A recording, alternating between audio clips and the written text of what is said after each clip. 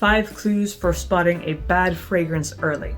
So there are so many fragrances out there, some are really good and some are really not that good. So how do you make sure that you choose a good fragrance versus a bad one?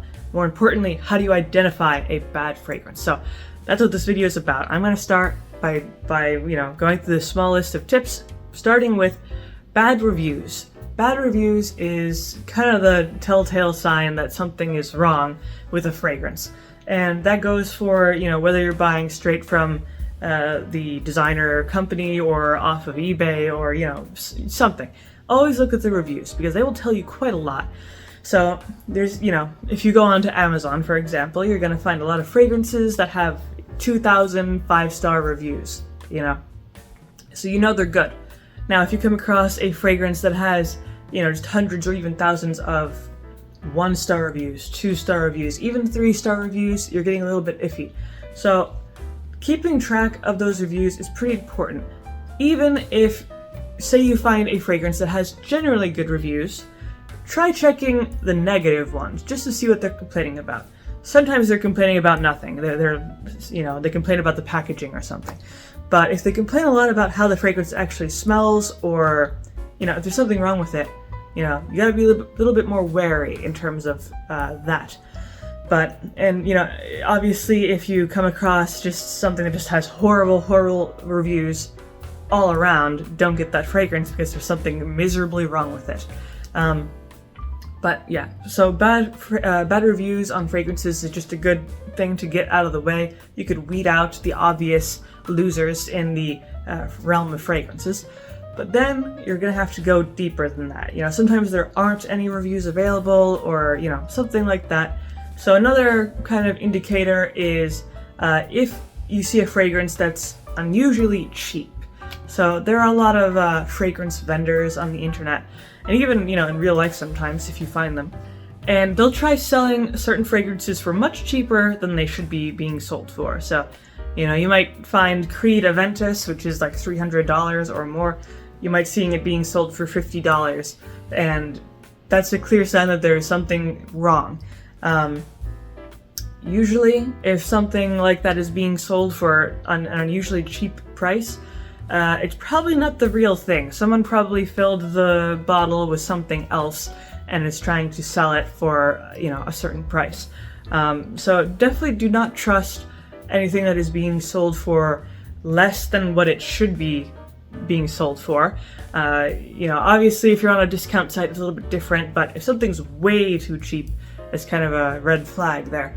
Then you should also be aware of sellers that you're not familiar with. Sellers that don't have any reviews, they're just ghosts on the internet, just trying to sell these fragrances.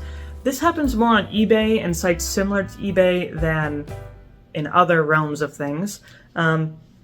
So if you're, maybe you want to buy a fragrance off of eBay, try to buy from a seller that already has some reviews and has a reputation. Because if you buy from an unknown seller that really has no information on them, there's a good chance that the fragrance you buy is not going to be good at all. It might be just filled with water, for all you know. It might be a completely different fragrance, like a cheap fragrance put into an expensive bottle, being sold as something more expensive. So definitely don't buy from unknown sellers. Try to go for someone more reputable, maybe with reviews or just a better reputation. And that will allow you to avoid the, typical traps that a lot of people get into when they're buying fragrances and they end up buying bad fragrances. Then there's the question of alternative fragrances, fragrances that are being made purposely to imitate other fragrances. These sometimes are all right, but not always. In the past, I've come across these alternative fragrances that, again, are meant to be imitating these more expensive fragrances, but they smell really bad. They do not smell good at all, and you just kind of wasted a lot of money. They might be more affordable than the real things, but they're just not worth the money because they smell that bad.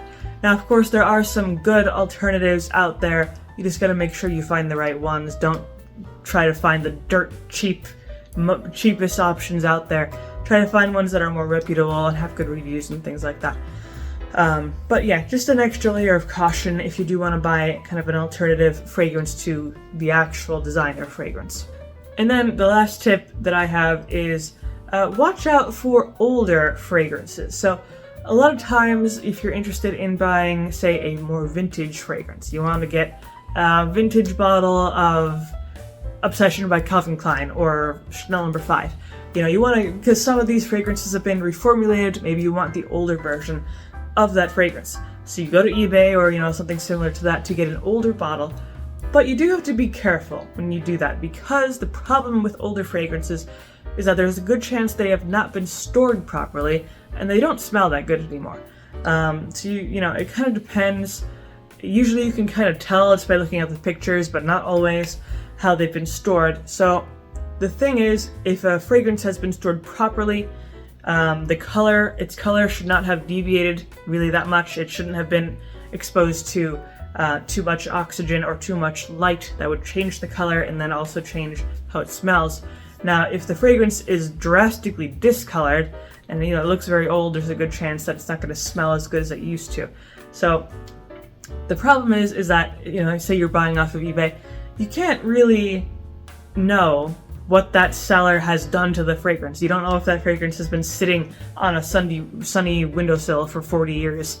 So, you know, it's kind of iffy when you buy vintage fragrances, unless you're buying from a really reputable seller that kind of, maybe they specialize in selling vintage fragrances. But that's just something to look out for if you want to buy an older type of fragrance. Just, you know, kind of double check if you can to make sure that whatever fragrance that is has been stored properly over the years so that its proper fragrance is preserved.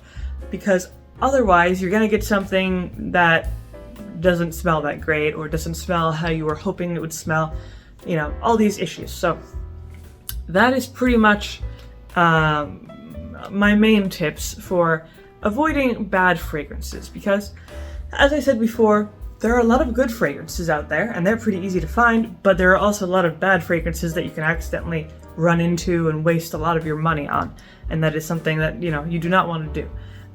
So hopefully these tips were helpful to you, and of course if they were helpful, if this video was helpful, you can leave a like, maybe subscribe, and I make a few videos throughout the week, so stick around for those.